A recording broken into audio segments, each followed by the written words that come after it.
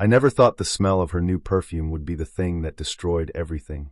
It started on a Tuesday morning in our Fresno apartment. Evelina came out of the bathroom wearing something expensive I'd never seen before, and there was this look in her eyes, like she was seeing past me to something better.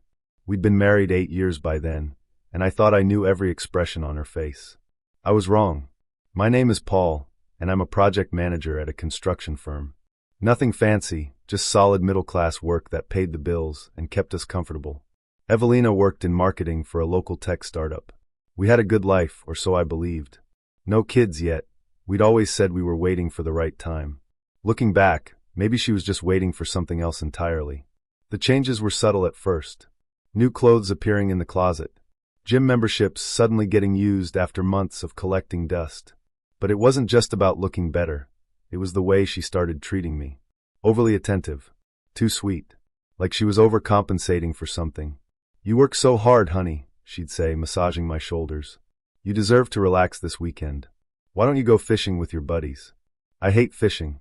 3 weeks into this new behavior, I was having a beer with my friend Marcus at his garage. He's a mechanic built like a truck and has known me since college. "Man, you look like someone ran over your dog," he said, wiping grease off his hands.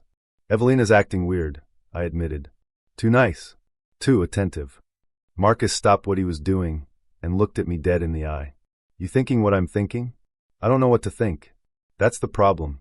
He grabbed another beer from his mini fridge and handed it to me. "Look, I've got some free time this week.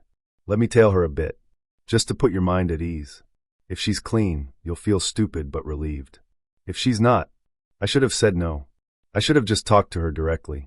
But something in my gut was screaming that a conversation would only get me lies wrapped in those sweet smiles she'd been giving me lately. "Okay," I said. "But be careful." The next day was Friday. Evelina told me she was going out with her work friends for drinks. "Girls' night," she called it, kissing me on the cheek. "Don't wait up." Marcus texted me 2 hours later, following her. "She's not with any girls. She's at Club Velocity downtown." Club Velocity. A place we'd never been to together. Too loud, too young, too everything we'd supposedly outgrown. I sat in our apartment, staring at my phone, waiting for updates. Each minute felt like an hour. The TV was on, but I couldn't tell you what was playing. My mind was racing through 8 years of memories, searching for clues I'd missed. Marcus called at 11:47 p.m. "Paul, man. I'm sorry." Those 3 words told me everything. My chest felt tight, like someone was squeezing my ribcage. "Tell me." "She's with some guy. Tall, blonde. Looks like he thinks he's God's gift. They're close. Real close. Holding hands, kissing. It's not ambiguous, brother." I thanked Marcus and hung up. Then I sat there in the dark for another 3 hours until Evelina came home, humming some song I didn't recognize. "Hey babe, you're still up." She was too cheerful, slightly buzzed but not drunk. Calculated. Girls' night was amazing. We went to this new wine bar on Shaw Avenue. "How's the wine at Club Velocity these days?" I asked, my voice flat. The color drained from her face. For just a second, I saw genuine emotion, panic. What are you talking about?" "Don't. Just don't." She tried to recover, started spinning some story about how they moved locations, how some guy showed up but it was nothing, how I was being paranoid. But I'd seen enough. Heard enough. "Who is he?" I asked. "Paul, you're being ridiculous." "Who is he?" She stared at me for a long moment, and then something changed in her expression. The mask dropped. The sweet, attentive wife disappeared, and someone else stood in her place. "Eric," she said simply. "His name is Eric. And honestly, I'm tired of pretending." That's when the Real story came out. Not because she wanted to be honest, but because she was tired of the charade. They'd met at a company networking party 6 months ago. He was in sales, drove a BMW, had an expense account that made my salary look pathetic. She'd been seeing him ever since. "You're a good man, Paul," she said, and I hated how condescending she sounded. "But you're not exciting. You're not ambitious. Eric is going places. He's already talking about a promotion that would move him to San Francisco, and he wants me to come with him. So why are you still here?" She smiled, and it was the ugliest thing I'd ever seen. "Because I'm not stupid. We have joint accounts. We have assets. I was waiting until I had everything arranged properly before I told you. But since you already know, that's when I understood. This wasn't just about infidelity. She'd been planning to take me for everything she could. I didn't sleep that night. While Evelina passed out in the bedroom, I sat at my laptop and started digging. Bank statements, credit card records, anything I could access. What I found made my blood run cold. Over the past 6 months, Evelina had been systematically moving money out of our joint savings account in small increments. Never enough to trigger my attention, but consistent. 500 here, 300 there. She'd opened a separate account I knew nothing about. When I hacked into her email, yes, I still knew her passwords from when we shared everything, I found correspondence with Eric about their plans. The promotion in San Francisco. An apartment they'd already started looking at. Plans to clean out what was left of our assets before she left. There were other emails too. Communication with a divorce attorney, getting advice on how to maximize her settlement. She'd been 3 steps ahead of me this entire time. But here's what Evelina didn't know. I'd been through a financial crisis before, back in my 20s when my first business failed. I'd learned some hard lessons about protecting assets. 2 years into our marriage, when things were still good, I'd opened an offshore account in the Cayman Islands. Just a safety net, something I'd funded slowly with bonuses and side project money she knew nothing about. It wasn't about not trusting her then. It was about having learned never to put all my eggs in one basket. That account had about $75,000 in it. Money that existed completely outside our joint finances. Money she had no idea about. The next morning I acted normal. Made coffee. Asked about her headache. Played the fool one more time. "I'm sorry about last night," I said. "I was stressed from work. Maybe I overreacted." Evelina looked surprised but recovered quickly. "Oh honey, I understand. We should talk about this properly. Maybe we need some counseling." "Yeah," I agreed. "Maybe we do." Over the next 2 weeks, I played the role of the husband trying to save his marriage. I suggested couples therapy. I bought flowers. I even apologized for being paranoid.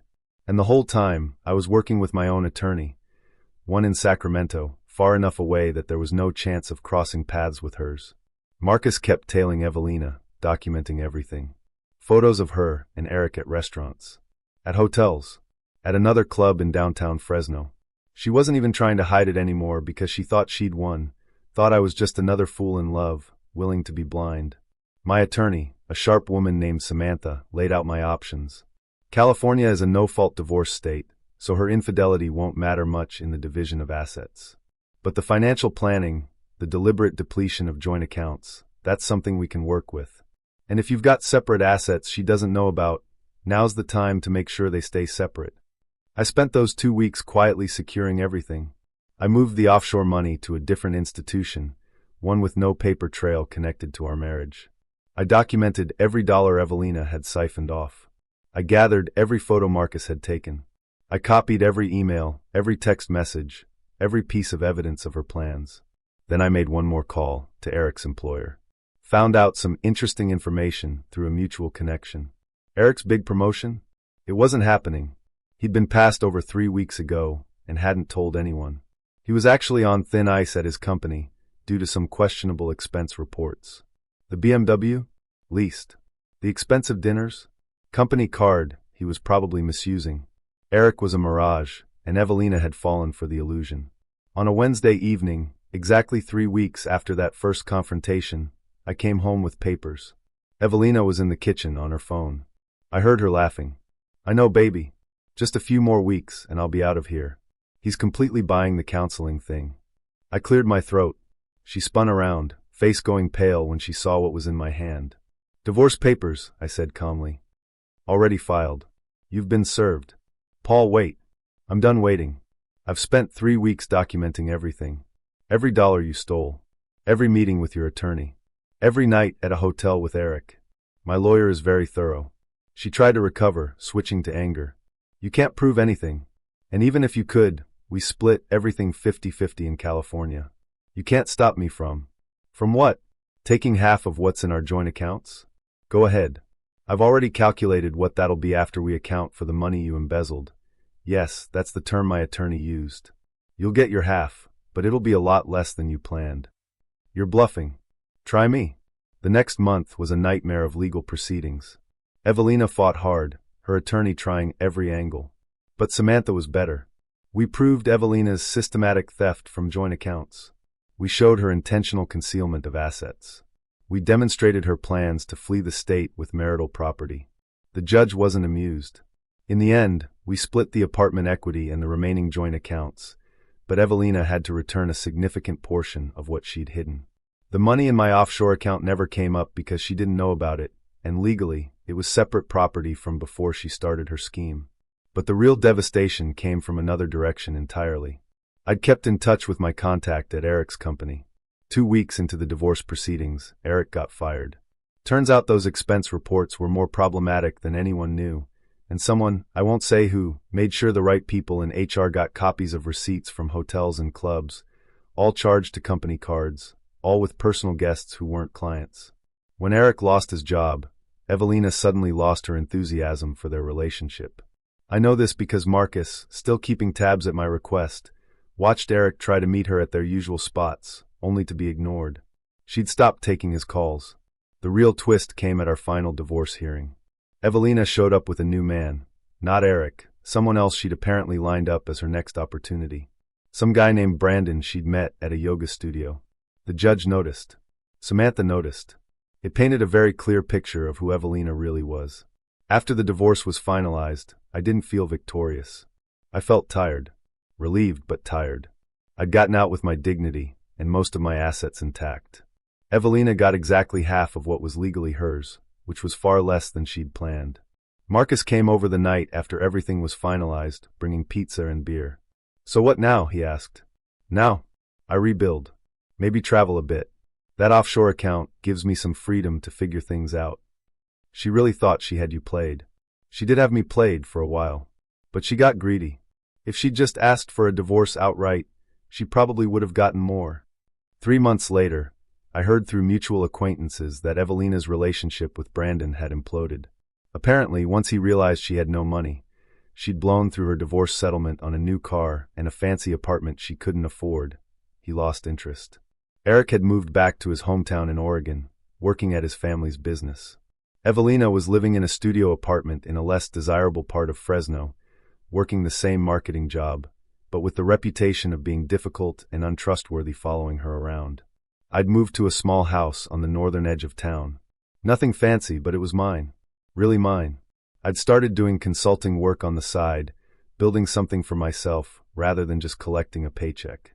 The money from the offshore account gave me a cushion to take risks, to actually build something. One Saturday afternoon, I ran into Evelina at a grocery store. She looked tired, older somehow. Her cart had generic brands and discount items, a far cry from the lifestyle she'd been chasing. "Paul," she said, and for the first time in our entire relationship, she sounded genuinely uncertain. "Evelina." I wanted to say. "Don't," I interrupted. "Whatever you want to say, don't. It won't change anything. I made mistakes. You made choices. There's a difference." She looked at me for a long moment, and I saw something that might have been regret. Or maybe it was just regret that her plans hadn't worked out. With Evelina, it was impossible to tell. "Were you ever going to be happy with me?" I asked, genuinely curious. Or was I always just a stepping stone? She didn't answer, which was an answer in itself. I left her standing there in the cereal aisle, went home to my small house, and made dinner for myself. That night, I slept better than I had in over a year. Not because I'd gotten revenge, though there was some satisfaction in that, but because I was finally free. The perfume she'd worn that Tuesday morning was called Ambition. I'd seen the bottle in our bathroom trash after she moved out. Appropriate, really. Her ambition had destroyed our marriage, but it had also destroyed her in the process. She'd reached for something that was never real, and in doing so lost everything that was.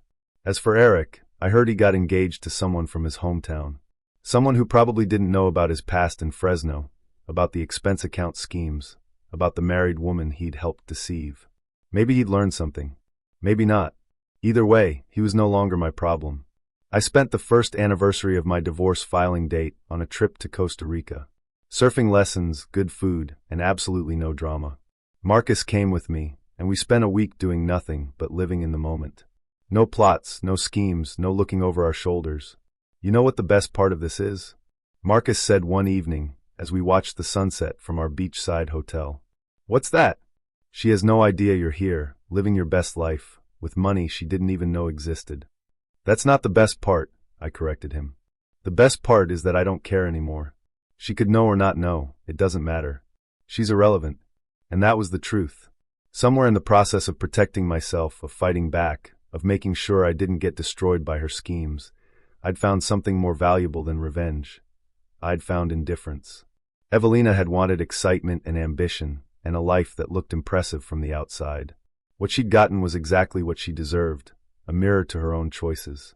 No one to blame but herself, no safety net, no backup plan that actually worked. I'd wanted a partnership, someone to build a life with. What I got instead was a lesson in self-preservation and the knowledge that sometimes the best revenge isn't elaborate or dramatic.